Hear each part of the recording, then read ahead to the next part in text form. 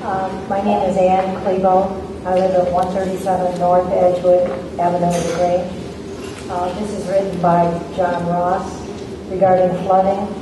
I heard third hand that Mount Prospect has a similar flooding problem as ours. They installed backwater valves to prevent backflow into the basement from an overloaded sewer. Is that one of the things being considered?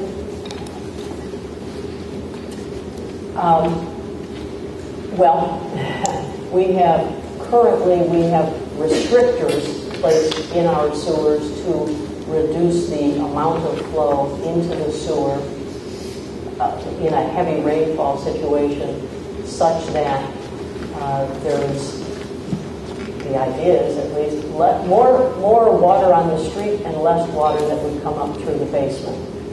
That's different than a backflow protector, I believe, but you're going to get me into some engineering information that I'll quickly turn over to Mr. Dillingham, who can speak much more authoritatively than I. But if you have other questions first with respect to the flooding situation, maybe you can finish your comments and then we can have Mr. Well, Dillingham you also address. mentioned that the valves would be on the easement, and then there's some pages that printed out on tips there. Okay. Okay. Is there something that you might want to add with respect to backflow protection? Again, our director of public works, Ron Grange. I'm not exactly familiar with what Mount Prospect is doing. However, what they might be considering is putting in check valves on the private. Currently, we're not looking at that kind of program, but we will go into greater detail about those kinds of systems that homeowners can put in on their lines at the October 18th meeting. Great. So we would again remind you and invite you to join us on October 18th and Mr. Ross as well. Thank you. Anybody else? Good evening.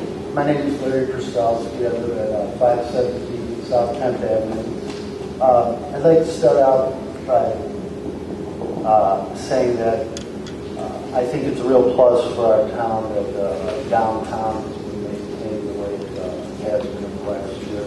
It's impressive that we've kept businesses moving into the town, and even in the restaurants that's closed, new ones come in, and it keeps our downtown looking vital.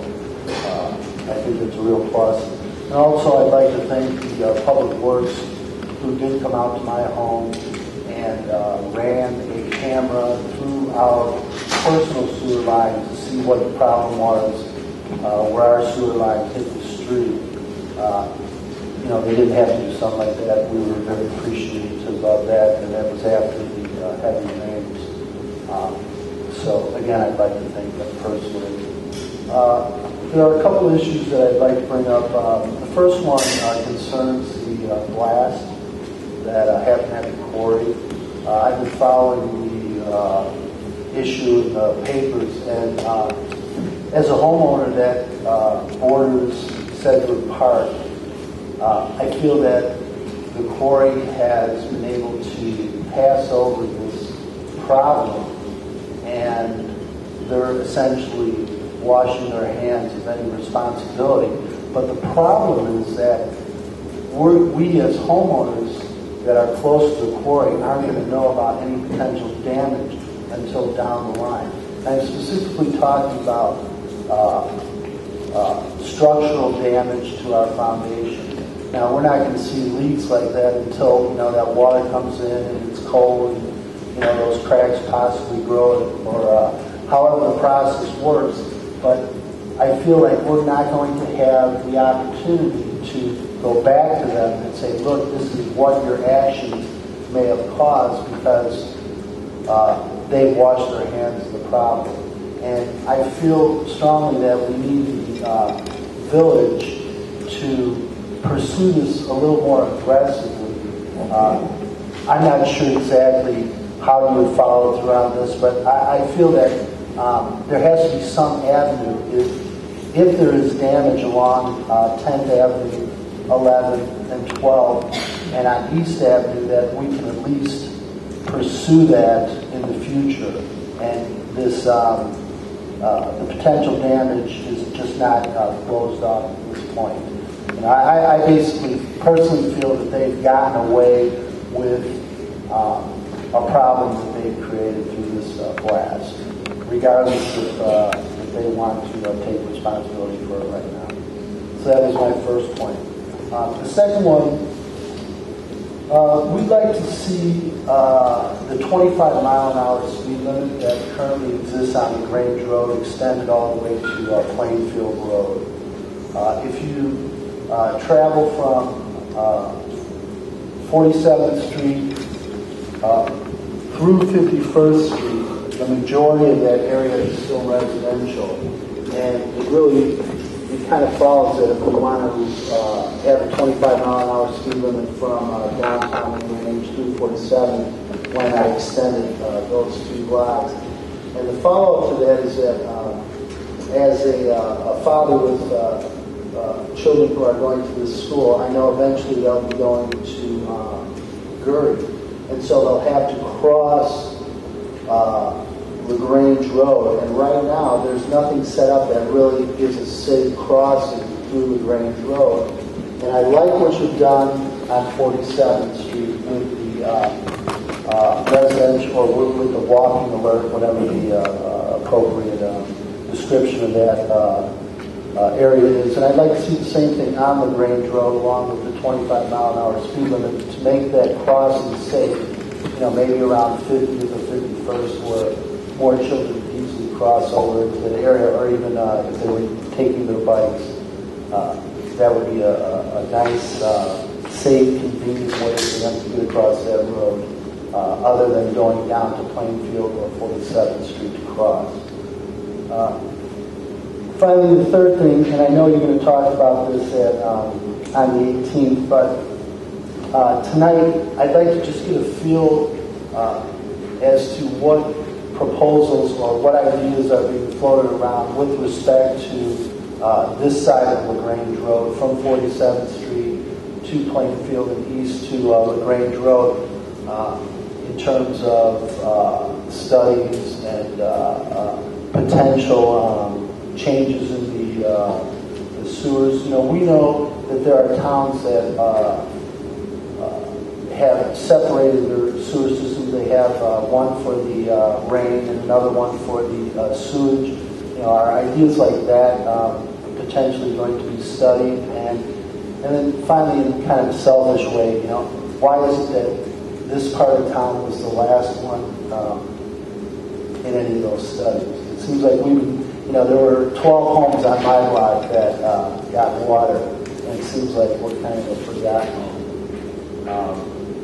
part of the town, although obviously my bias, and I'm sure you'll enlighten me to the truth of that matter. Thank you very much. Thank you.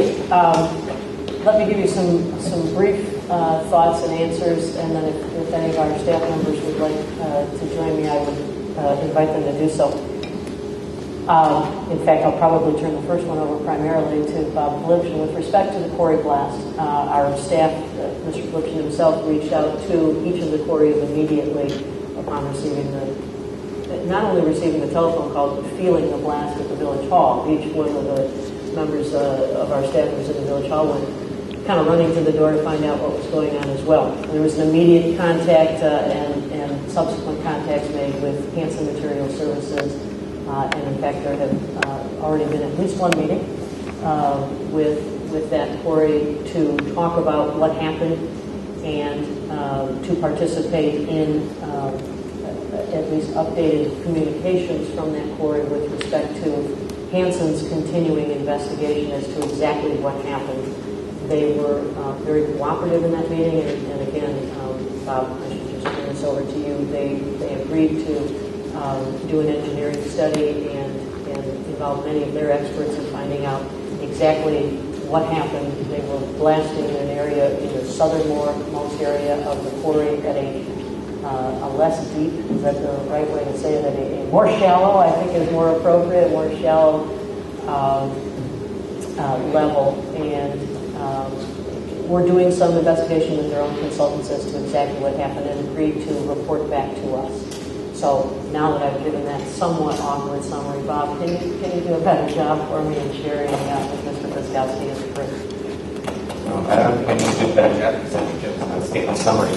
Let me just add two things, and then you had two questions or 2 points on this, and I'll deal with the first. I'll deal with the easier one first, and that is the blast event itself. As President Asperger indicated, we have some sense it was the air shock wave that was from the blast that created the motion that all of us felt.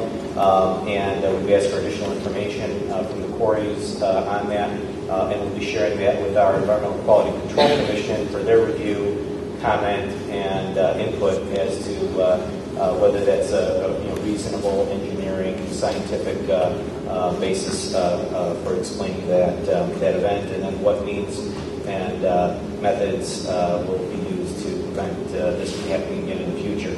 The second one is a little more difficult. The village strenuously objected to the expansion of the quarry when Material Service first purchased the E&B property back circa 1990, 2000, and then one of those reasons at that time was because residents in this area knew that there was only about 2 more years left of mining, and we were looking forward to the readaptive use of what that property would be like. Unfortunately, with the consummation of the real estate transaction and especially use permit approvals by the village with which the quarry sits, as well as the IDA, the life extension is about another 20 years from that point, or 20 to 25 years. So we're coming up on maybe half-life at this point, not knowing what their capacity is yet, based on current economic conditions. So that's kind of a little bit of background as to how the village has approached this, and will continue to approach this with that same type of vigor.